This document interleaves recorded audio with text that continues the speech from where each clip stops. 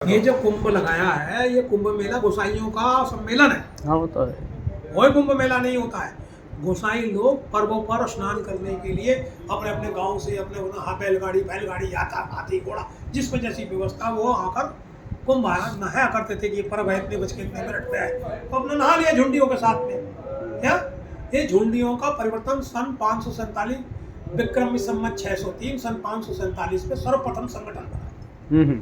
सर्वप्रथम संगठन बना, वो बना अखंड आवाहन के नाम से। ये पंच है, जिसे वृंदा पंच कहते हो, ये हमारी झुंडी है। क्या तो झुंडी का काम था घूम घूम के सब मठमढ़ी मंदिरों में कौन गोसाई कैसा है, उन गोसाइयों की एक लिस्ट बनाना। ये बढ़िया सेवा करने वाला है, ये बढ़िया सेवा करने वाला है। तो चारों मढ़ी से, ठीक है नहीं, तो ये होता था कि सब रिपोर्टर जो है रिपोर्ट देते थे, फलाना ठीक है इसको बना दो, तो उसको श्री महंत बना देते थे। जो ये परमता पंच श्री महंत है, वो झुंडी के श्री महंत बना देते थे उसको। जो उसमें बच्चा ज़्यादा पढ़ लिख लेता था उसको मंडलेश्वर बना देते थे, ठीक है नहीं। तो ऐसी परंपराएं जो लीत है, ये जमात जो है, इस जमात का काम ही था भ्रमण करके और सबकी रिपोर्ट लेना। फलाना मठाधीश साधु की सेवा करता है, ये जो है अपने समाज की सेवा करने वाला ठीक है, तो उसको श्री महंत बना देते, ठीक है ना। श्री महंत के बाद में देखा ये ठीक चल रहा है, श्री महंत ठीक चल रहा है, उसको सेक्रेटरी बना दिया। उसी में से जिसका नंबर आया उसको एक अध्यक्ष बना दिया। तो इस प्रकार एक संगठन, सर्वप्रथम संगठन बना विक्रमी संवत 603 सन 547 जेठ कृष्ण पक्ष 9वीं दिन शुक्रवार सन 547 में अखंड आह्वान के नाम से पहला अखाड़ा बना, जो आह्वान अखाड़ा है। जय हो जय, ठीक है नहीं। फिर उसके 100 साल बाद अटल अखाड़ा बना, उसके 102 साल बाद महानिर्वाणी अखाड़ा बना, उसके 40 साल के बाद शंकराचार्य जी पैदा हुए, 32 साल वो कुल जीवित रहे। ये 3 अखाड़े के साथ रहे। 12 साल की अवस्था में वो अखाड़े से जुड़े, है नहीं। 32 साल की अवस्था में उन्होंने केदारनाथ में शरीर छोड़ दिया, ठीक है नहीं। इस बीच में और कोई अखाड़ा नहीं बना। शंकराचार्य जी के सामने कोई अखाड़ा नहीं था, केवल 3 ही अखाड़े थे जो उनके जीवन काल से पहले के बने हुए। जो कहते हैं कि 2500 साल हो गए शंकराचार्य जी, वो कहते हैं शंकराचार्य जी ने अखाड़े बनाए, तो भाई वो 1000 साल पहले कौन सा अखाड़ा बना, कोई अखाड़ा तो बना नहीं। अखाड़े पर सबका लेख है, इस इतनी तारीख में फलाने से इस अखाड़े के संस्थापक थे, तो कौन से शंकराचार्य हुए? नहीं। वो दंत कथा करके ब्राह्मणों ने क्या किया, एक बहुत बड़ी झूठी कहानियां बनाना चालू किया। तो पहले लोग अनपढ़ होते थे, वो क्या कहते थे, विक्रमी संवत और फलाना संवत और संवत्सर, वो अपनी एक नई कहानी बनाकर आप लोगों के सामने प्रस्तुत कर करके उन्होंने झूठ को इतना प्रकाशमान कर दिया कि वो झूठ सब गोसाइयों के दिमाग में बैठ गया। इस जगह आगे हो गया, आगे को पीछे कर दिया, सत्यता को मिट्टी डाल दिया। आगे शंकराचार्य ने बनाया जी।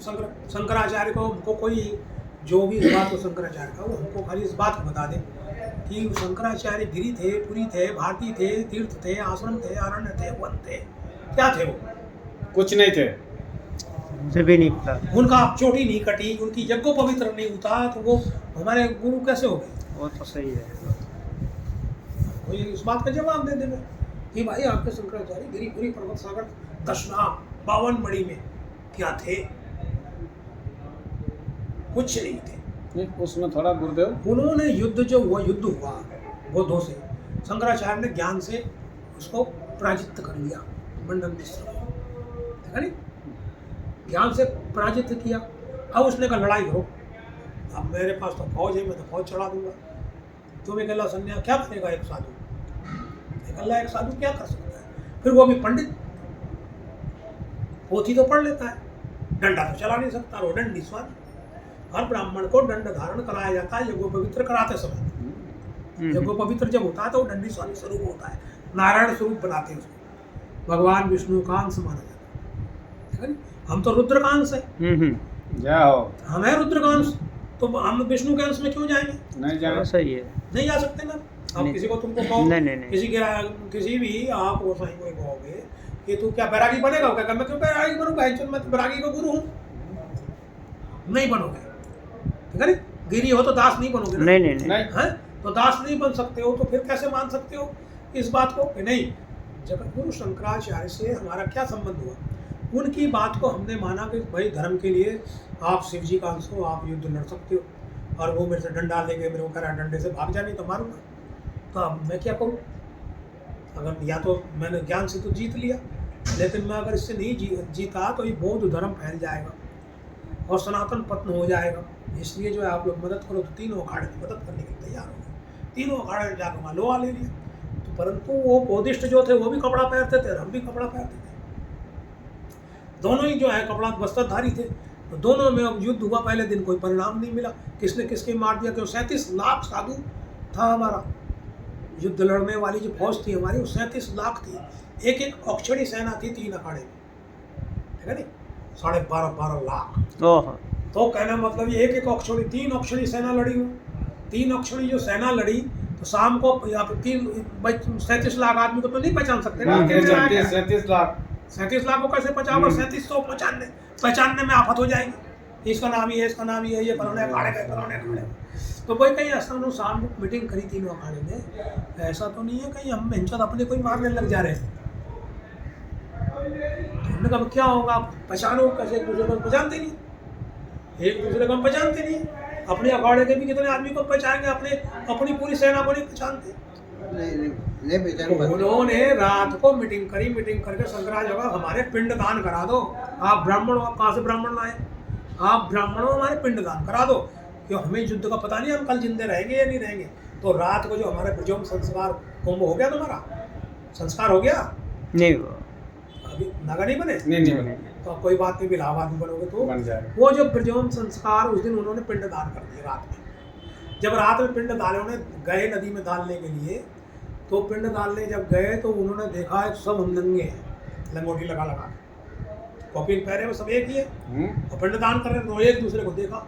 वो 36 के 36 लाख जितने थे वो सारे के सारे नंगे ही थे। उसने कहा यही हमारी पहचान है। कहाँ से नागाओं का फाउंडेशन पड़ता है, यही हमारी पहचान है। सोई सुबेरे उन्होंने भभूति लगाई और घुड़सवार घोड़े पैर जो जैसा था उसने वैसी सवारी करी, और सारे जितने कपड़े वाले थे बोधिस्ट सारा काट कूट के, बोधी को तो पता ही नहीं था कि भाई आज लड़ाई नंगे लड़ेंगे। हाँ, इधर भभूति लगाए पहचान है कि हम सब एक है। हाँ, एक है। अब वो साले बोधस्टर तो उनको तो पता नहीं था, वो कपड़ा पहने हुए थे, उन्हें मार मार के गोसाइयों ने सब गिरा डाले। उन्होंने घंटे में लेकिन था दिन शाम को विजय घोषित। तो विजय परिणाम जगत गुरु गोसाई। तो गोस्वामियों ने उनको एक रात्रि का अपना आचार्य गुरु बनाया। आचार्य गुरु क्या, वो पिंडदान करने के ब्राह्मण की जरूरत थी, वो ब्राह्मण के एक रात के सन्यासियों के गुरु बन गए। तो वो जगत गुरु हो गए। भाई हमारे जब 36 लाख 37 लाख साधुओं के गुरु हो गए और वो दिग्विजय, शंकर दिग्विजय रथ चला, कहीं भी जो भी हमारे से लड़ना चाहता है हम तैयार हैं। तो वो जिधर जिधर को जाते शंकराचार्य जाते, उधर वो ये 36 लाख 37 लाख साधु जाते, और जिधर जाते ये मंदिर के शंकराचार्य ने पत्थर ढोए। ये जितने मंदिर सनातन मंदिर बने बड़े बड़े, ये शंकराचार्य ने उठाए थे पत्थर, एक पत्थर। पंडित में ताकत है कि एक पत्थर उठा के दिखा दे हमको, गाड़े फट जाएगी। ये सब गोसाइयों ने बड़े बड़े मंदिर बनाए, बड़े बड़े मठ बनाए, जागीर बनाई। तो शंकराचार्य ने कहा भाई तुमने बहुत कुछ धर्म का काम कर लिया, क्या अब ऐसा करो, तुम्हारे जो छोटे बच्चे हैं इनको वेदांत पढ़ाओ, उपनिषद पढ़ाओ। गुरुकुल में तो वो गुरुकुल बने हमारे, वो चारों मठ, वो हमारे गुरुकुल है। गिरि पर्वतो सागरा ज्योतिर्मठा। तो गिरि और पर्वत सागर के लिए अथर्ववेद का ज्ञान प्राप्त करने के लिए वहाँ से भेज दिया। इसी प्रकार 4 मठ जो है वो चारों मठ में विभाजित कर दिया। इसमें गिरिपुरी रहेंगे, इसमें पूरी भारती सरस्वती रहेंगे, इसमें नारायण रहेंगे, तीर्थाश्रम रहेंगे। तो ये चारों मठों में वेद पढ़ाने के लिए लगा दिया कि तुम्हारे जो बच्चे हैं वो यहाँ पठन पाठन करें, विद्वान बने, योग बने। शंकराचार्य ने हमारे लिए ये किया, ठीक है नहीं। और हमने उनके लिए वो युद्ध लड़ा, धर्म की स्थापना की। और जितने मठ मणि मंदिर जितने आदि गुरु शंकराचार्य कहलाते हैं कि ये मठ मणि मंदिर उनका है, तो उनका का मतलब ये है कि वो सब गोसाइयों ने बनाए और सब जागीरों के महंत बने, बड़ी बड़ी जागीरें लगी। अब कहाँ जागीर है, सब नाश कर दिया। क्या हर हर महादेव, शाम को पूरा खंबा पी रहे हैं, तो यहाँ नाश हुआ हमारा जो पतन हो रहा है गोसाइयों का, वो यहाँ हो रहा है कि हमने जो हमारे बच्चे हैं उन्होंने कहा बाप के पास बहुत जागीर है, तो जागीर तो गुरु महाराज की है, तो भगवान की है, तुम तो भगवान का अंश हो। तो इन्होंने क्या किया, पीना चालू कर दिया खंबा, खंबा पी पी के उन्होंने बड़ा गर्क कर लिया अपना। अब उनके बच्चे क्या, अरे ये साधु का बीज या तो कर्म कांड करके आगे बढ़ जाता है, बड़े बड़े IAS PCS अफसर राष्ट्रपति तक हुए तुम्हारे गोसाई। हाँ बीबी गोसा